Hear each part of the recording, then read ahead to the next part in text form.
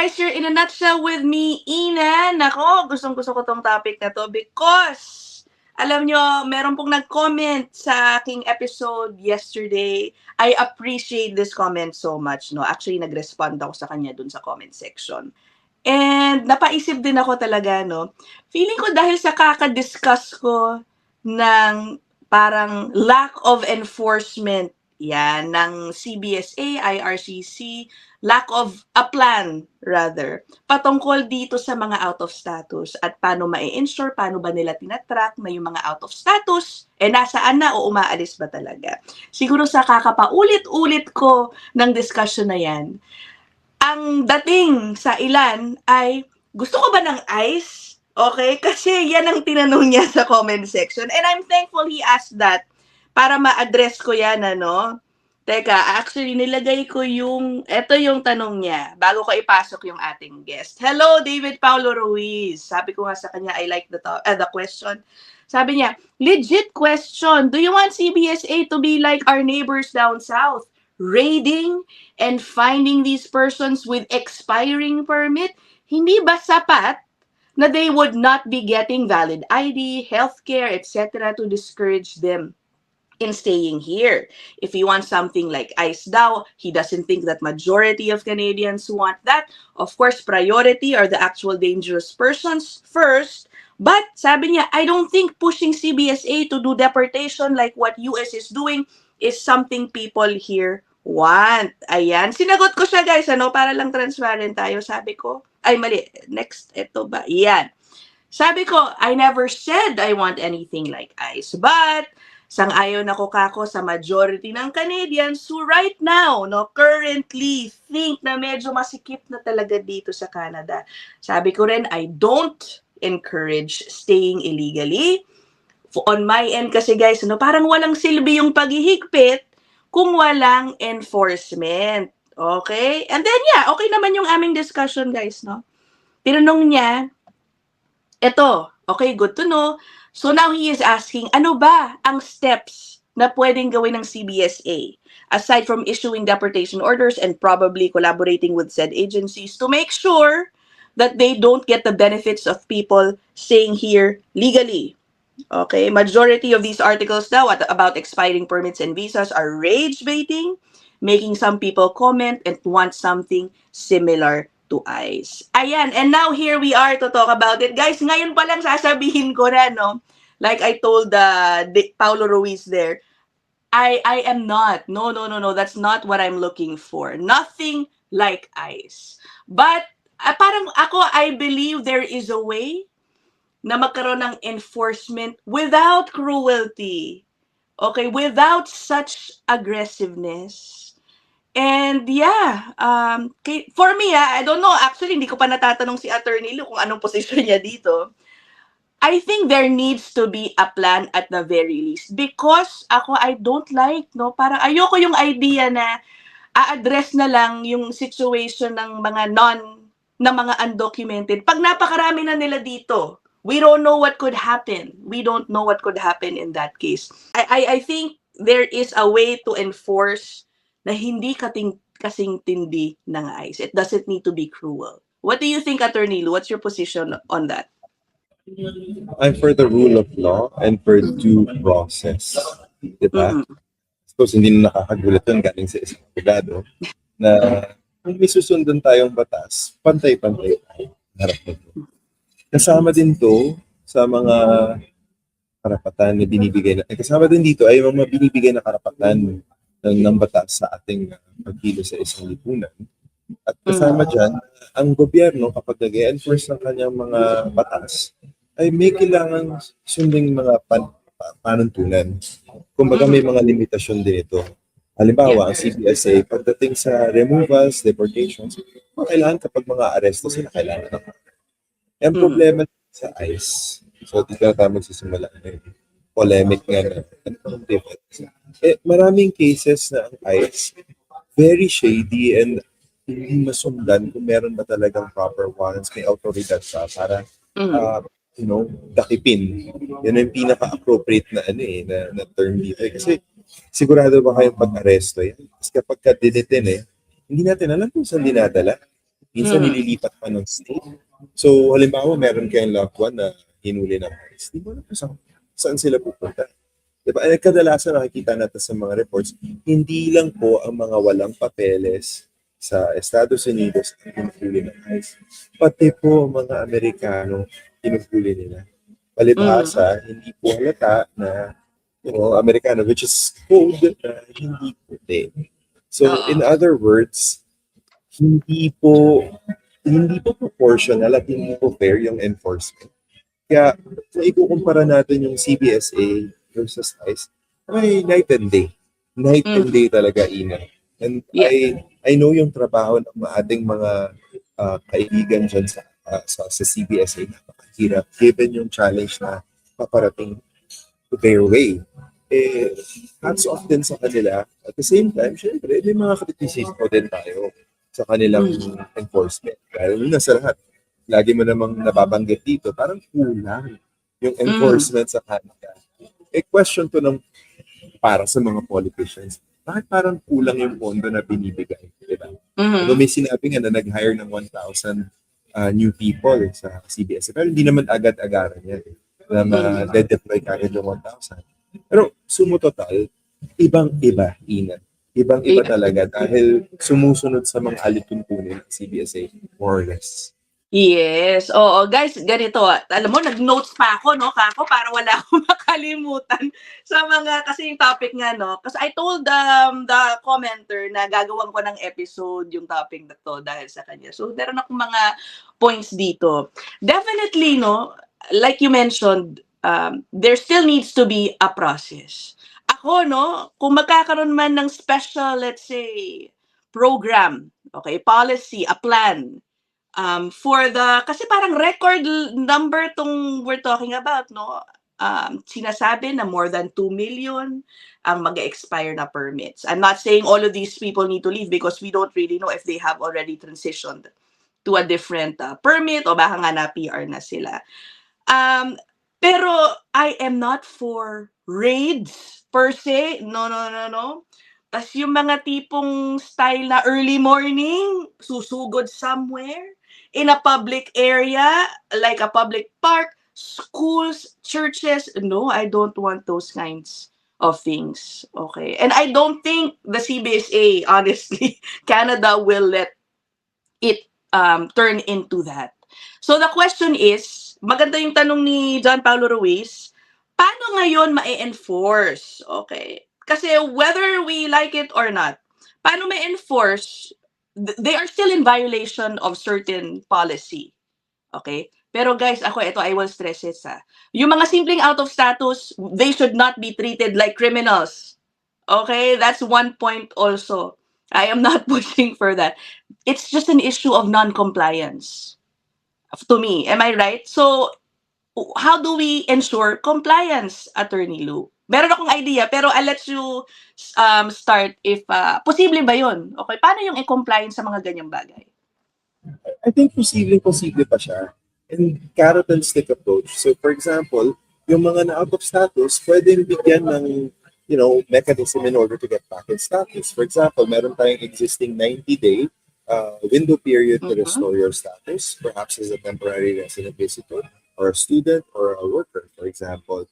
And ang nakita natin in the past is Canada graciously suspended the 90-day rule at hinayaan na, sige, 180 or pwedeng extend nila yan by public policy so that hindi talaga matrap ang mga tao sa out-of-status situation. Yeah. Kasi otherwise, ang solution is TRP na. So that's one mechanism. Another way is to encourage people to actually figure it out way ahead. So yung mga public campaign, i-intensify pa nila kung pwede yan para ma-prevent people from getting out of status. Pangatlo, kung pwede nilang gawin is mag-align sila with the provinces. Teka. Ano ba mga needs ninyo? Halimbawa, si Ontario, mas nangangailangan ng mga healthcare worker. Siguro pwedeng i-focus yung mga specific pathways to restore their work permits kung meron na ng LMIA, for example. Kasi, parang kahapon lang lumabas yung jobs data, di ba? May certain cities na below 6% na yung unemployment. So, LMIA is back, guys, for some people. So, in that case, bakit hindi? bakit hindi nga naman natin sila bigyan ng pagkakataon na ibalik ang estado? Kasi at the end of the day, I think at some point, itong immigration problems ng Canada, hindi naman ito magtatagal. Magsa-stabilize din ito. At kung bibigyan natin ng chance yung mga tao, lalo na yung mga gusto nating i-retain in Canada, huwag natin kakalimutan, we're still in the midst of a healthcare crisis. Kulang po tayo sa mga tao. So, yung mga tao, we want to keep them. Yung mga highly qualified. Yung mga iba naman na hindi, iba pang paraan. Aba, denial of service or denial of healthcare, for example, kasi wala silang access, di ba?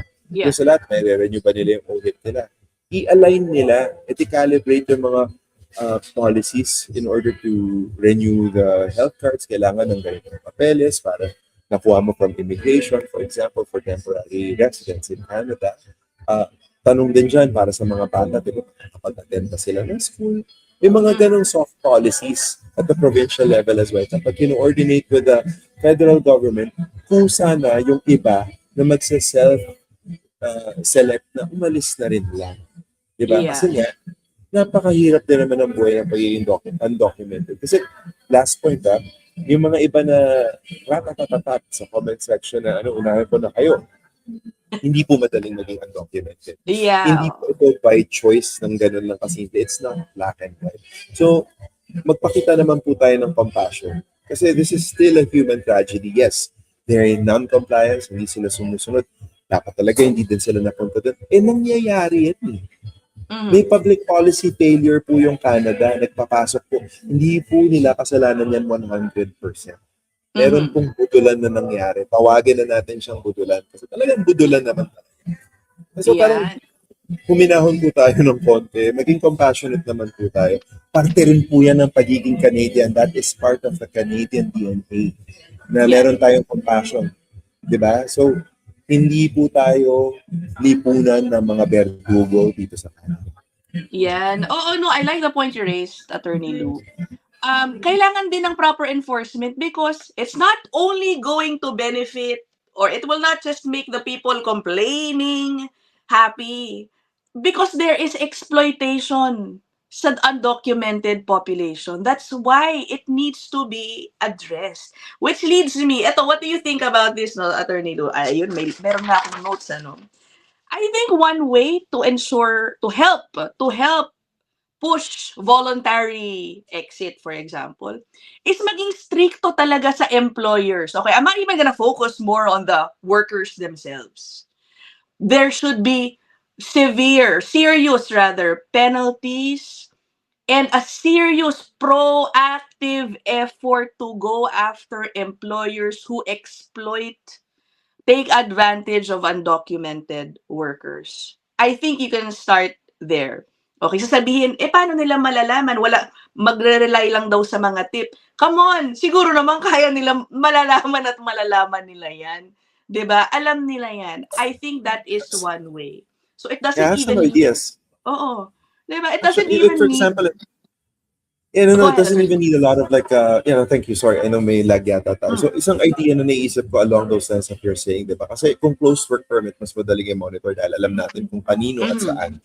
Pero yung mga open work permit, mahirap i-trace. So, I take that for a point.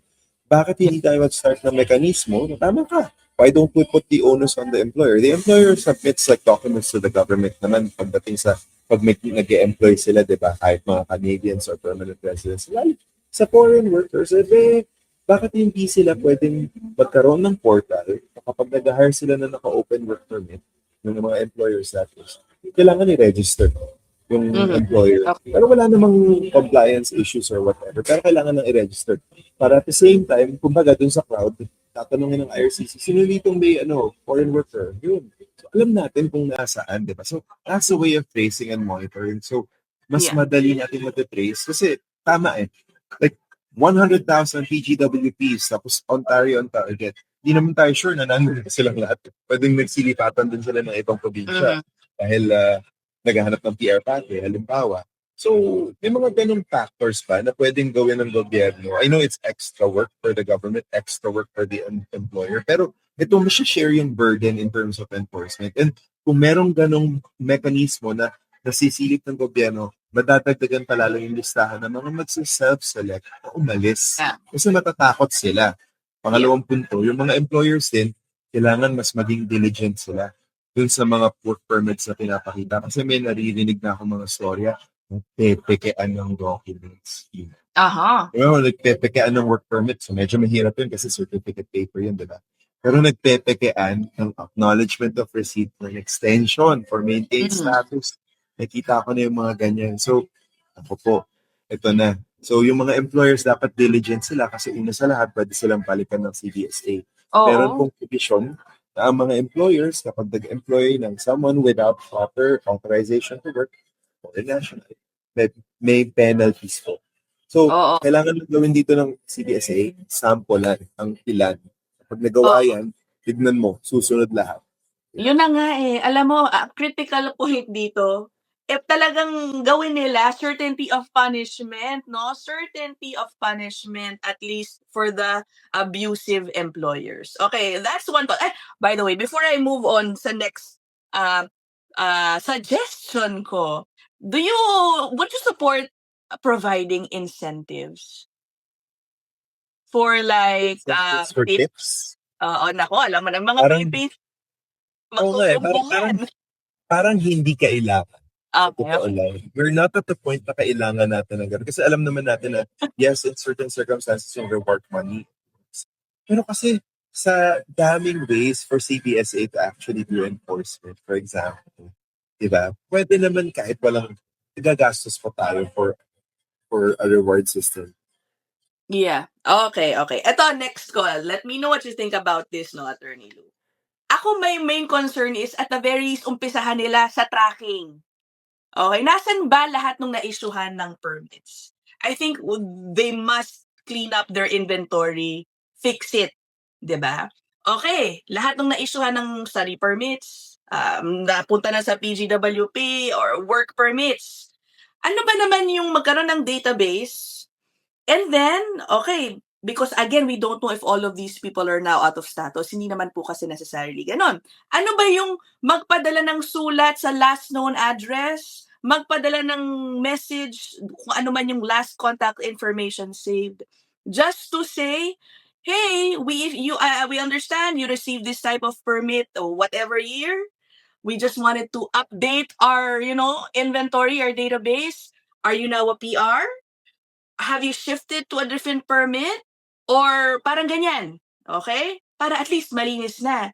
Now, kapag ang sagot medyo alam mong indicating that they may be out of status, parang pwede bang, okay, if you are out of status, what is your plan? Let's set up a call. Baka may ano pa ba? Yung sinasabi mo kanina, no? There might be room. Do you still have a chance to sa iba pang pathway? Or if not, parang kumaga, at least start from there. That's my point. Now, if the person does not respond, siguro may note rin doon. This is the due process that the government is, providing you. We will give you, let's set a time period. We will give you 2-3 months, matagal na yun, to respond, to explain to us your situation.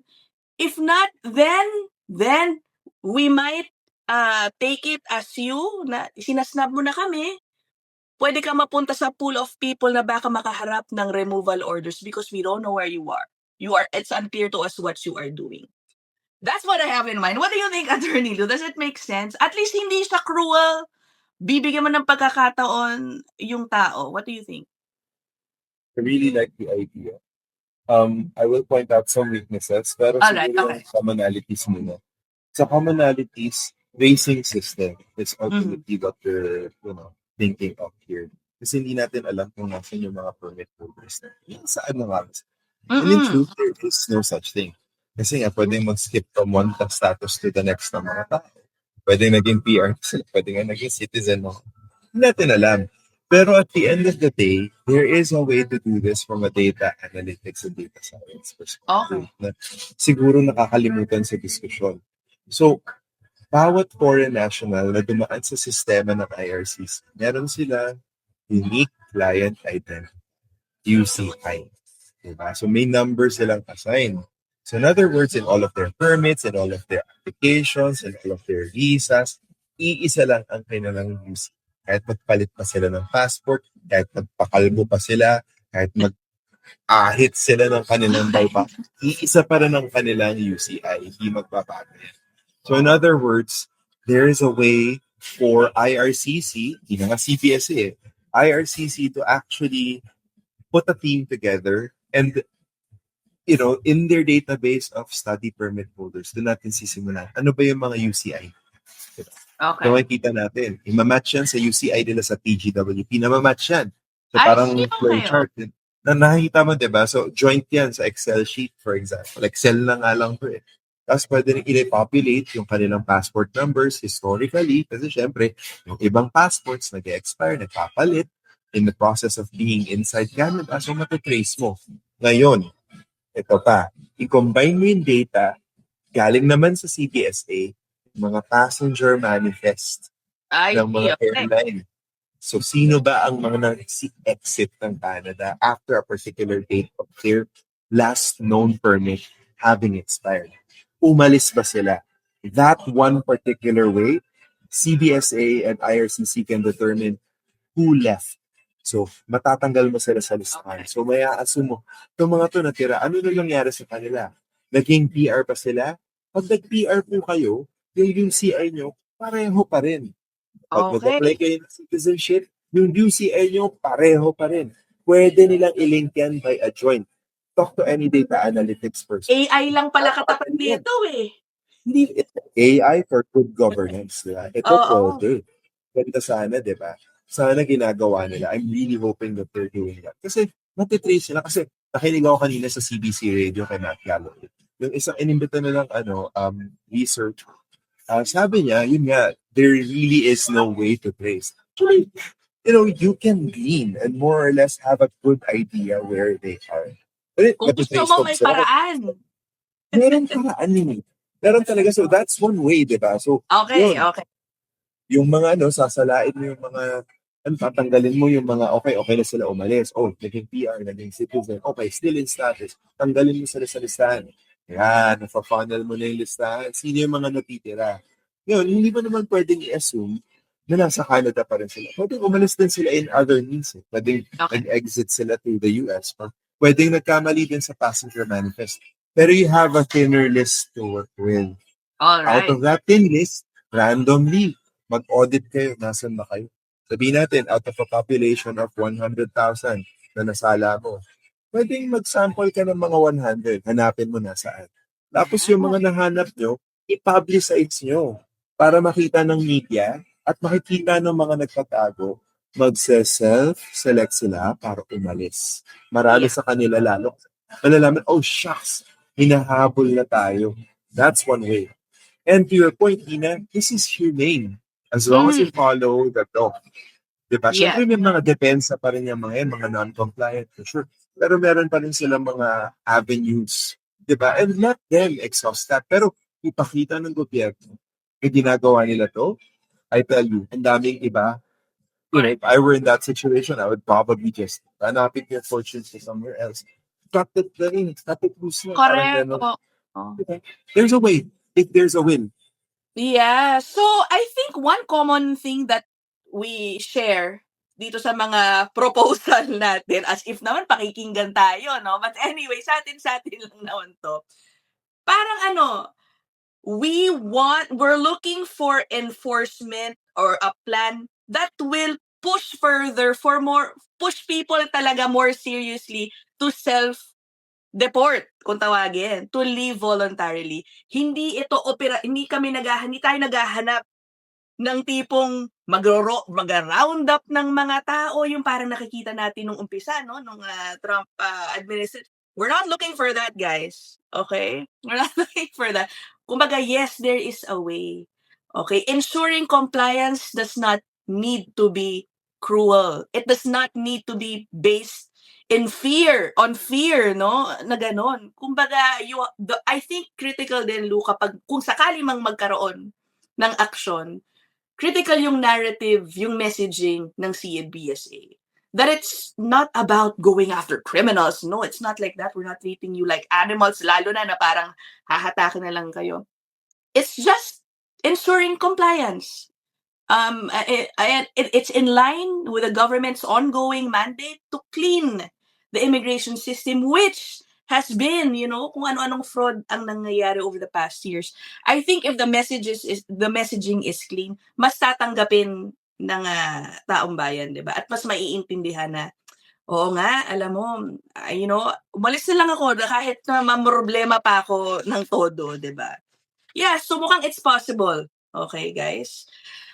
If you have other suggestions, ayan guys, huwag niyo kaming awayin ha. Maglagay lang kayo ng magandang comment dyan, okay? We're not here to debate about having ICE or not. And believe it or Yes. alam mo, Attorney Lu, I know, sa aking comment section, marami tayong mga kababayan who actually, I'm just gonna put it out there, who support ICE. Lalo na yung mga ilang viewers ko sa US, sa totoo lang. But then let's just agree to disagree, okay, on that matter. Tanda, yung sasabihin ako about this, and Okay. I agree, like, let's be respectful in let's be civil. Pwede naman po tayong magka-diskusyon, pero hindi naman kailangan to na parang, it's a sense of like, hindi, susunod palit yan, I will own you. Hindi naman ganun. Ang point dito is magkaroon tayo ng civil discussion, pero syempre meron din tayong mga common values dito. Ano po ba itong mga to? I think I need to remind our fellow Canadians and people in Canada. Teka lang, Canada is part of the Rome Statute. We are part of the International Criminal Court. So kung susundan natin yung ginagawa ng ICE sa US, the US is not a part of the Rome Statute. So kung susundan natin ito, ay, teka lang, baka naman yung mga CBSA officers natin, biglang arestuhin na lang at papunta na sa The Hague.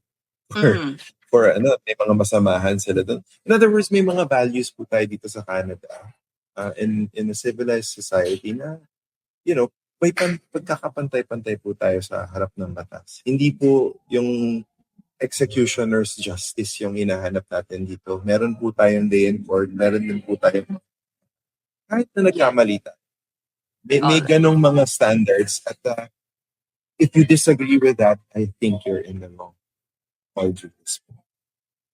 All right, I will end that there on that point, Attorney Lu. Thank you so much. Guys, sige, kung meron kayong input na gustong idagdag sa ating diskusyon, put them down there in the comment section. Thank you so much, Attorney Lu, always for being here sa ating channel. We will end this episode here. See you guys in the next one. Yung email ni Attorney Lu yung nandyan sa baba. Okay, bye!